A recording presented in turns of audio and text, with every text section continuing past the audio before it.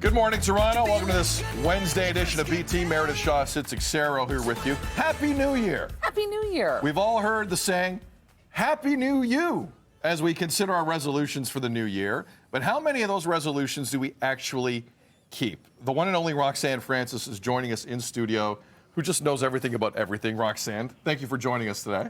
I'm glad to be here. Thank you for having me, Sid. Thank goodness you are here, because this whole New Year, New You thing, I could not be more sick of it already. We hear it every year. It gets us into trouble every year. What do you feel about resolutions? How do you feel about them? Do you have a good relationship with them? Should we have a good relationship with them? Personally, I don't make resolutions. You know, the New Year is always an opportunity for people to sort of reset. But when we set these grand resolutions, I think it sets a stage oftentimes for failure, because, you know, statistics show that most people don't even carry their resolutions into the end of January. And so oftentimes we find out that we feel, you know, I didn't make the thing, or I didn't meet the mark, or I missed the target, and people have this foreboding sense of dread or sense of failure. And we really should rethink the whole resolution piece, I think. And we think it's because, it's because we didn't fulfill on the resolution. So it's the resolution that's causing this stress. Right. But really, it's having to live with that sense that we are not who we want to be. Right. It's difficult. Right. And then that affects your behavior in other ways. 100%. Yeah. Definitely. The sense of expectation, right? It's really, really high, and then we can't meet those expectations, and then we're disappointed. And I often say, you know, instead of resolutions, let's replace the word resolution with intention. Right? Let's set You know intention. where we've heard that before? Yes. Frank Ferragini. Yes. There you go. There you go. Frank's that. a big Yep. intention Yes, guy. he said no resolution, intention. Yes. Exactly, exactly. Intentions are more flexible. It gives you wiggle room. It gives you grace, right? And it really is just a plan, a loose plan for moving forward, the direction that you want to go in, rather than this is the firm thing that I'm going to do. Let's make some plans around how we want to live instead.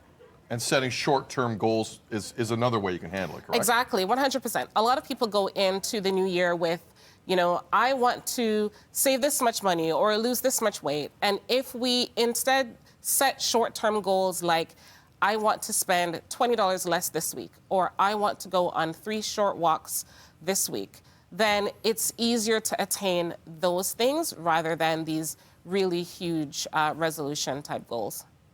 And one of the ones there I see too is seeking support from a friend or a coach. Or is this something you see in your practice? Like, do you work with people on their resolutions? 100%. Not necessarily resolutions, but how they want to live, who they want to become, what they want to do with their lives. And one of the great things about having someone along the road with you is that it holds you accountable, right? And it helps you to set these, again, to the short-term goals. What are we going to do in order to live our lives in that direction?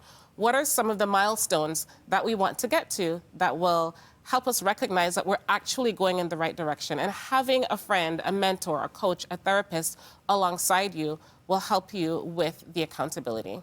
So what are these other ways, we got them in a minute, what are the other ways to keep in mind, or other things to keep in mind to ensure success, no matter how big or how small the goal? What would you suggest? Things to keep in mind are, you know, December 31st is not a deadline. And so you're just going to continue the trajectory, the upward or forward trajectory from last year, right? It doesn't have to be New Year, New You. Another thing to keep in mind is writing journals can be really, really helpful in terms of keeping you focused, as well as recognizing your wins from last year to keep you focused and keep you feeling really positive going into the new year. Absolutely. I like that. New Year, same me. How about that? How about New Year, more you? Yes, Hey. yes, Right? I love New that. Year, more Yes. you. Boom goes the Exactly. dynamite. That's the Yeah. There you one. go. Roxanne, you're great. Where can people find you online? Yes, they can find me on the web at www.francispsychotherapy.com. I'm also on social media at Francis Psychotherapy. My team and I are always ready to help individuals. Please never stop coming into the show. Never. I We love just it. feel better in her presence. Yes. Like when she's here, I'm like, okay, it's gonna be okay. But it's true. Like Yeah. the deadline of January 1st to do all these things, we're just humans, right? Yeah, Like it's exactly. a lot of pressure. Yeah. So hopefully some tips there to alleviate said pressure. Roxanne, you're great. Thank you.